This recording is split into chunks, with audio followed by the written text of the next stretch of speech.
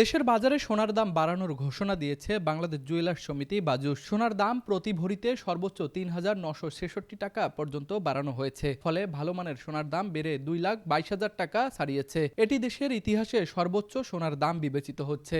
গতকাল সোমবার বাজুসের এক বিজ্ঞপ্তিতে এ তথ্য জানানো হয়েছে। নতুন দাম আজ থেকে কার্যকর হবে। সংগঠনটি জানিয়েছে, স্থানীয় বাজারে তেজাবি সোনা বা পিওর গোল্ডের দাম বাড়ায় নতুন করে দাম সমন্বয় করা হয়েছে। তবে মূল কারণ হচ্ছে বৈশ্বিক বাজারে সোনার দাম বেড়েছে। আন্তর্জাতিক বাজারে প্রতি আউন্স সোনার দাম ছাড়িয়েছে $৪,৪০০।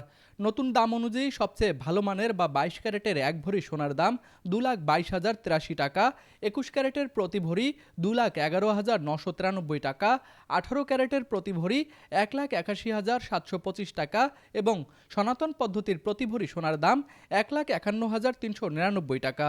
সোনার দামের সঙ্গে সঙ্গে বেড়েছে রূপার দামও। ২২ ক্যারেটের এক ভরি রূপার দাম ৪,৯৫৭ টাকা।